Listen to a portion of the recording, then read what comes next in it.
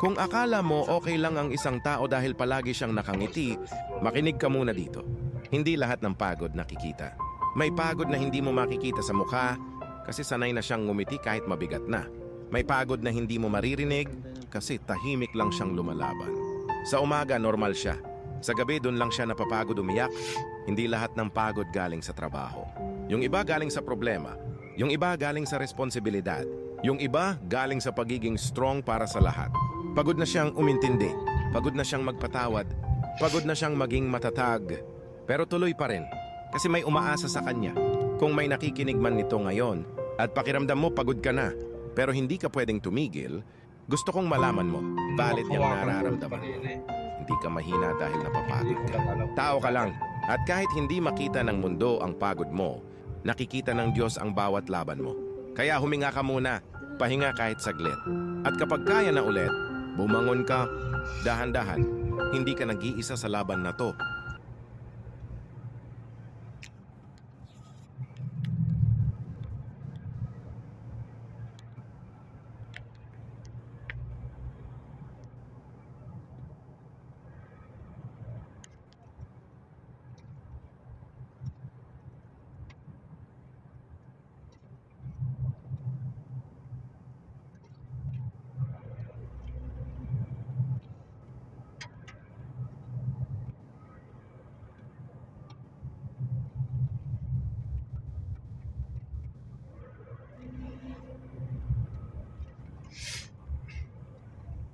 Sisimulan pa ata ko ah.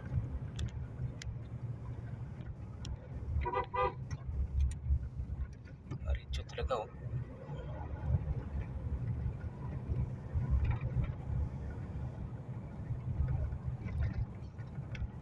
Parang kang ano.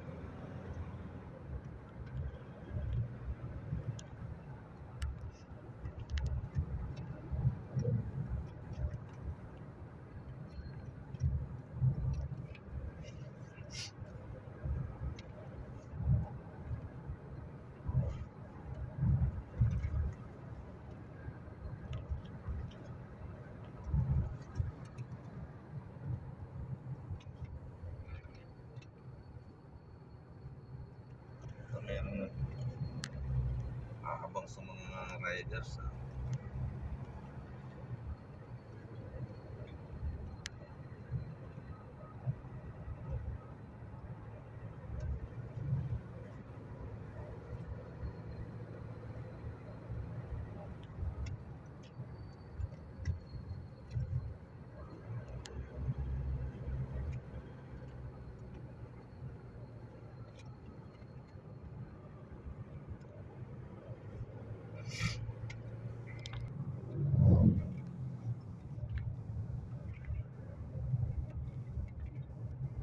Ako, mukhang nangangamoy diesel.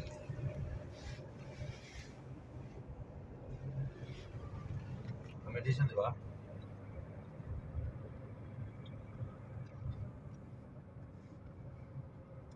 Baka may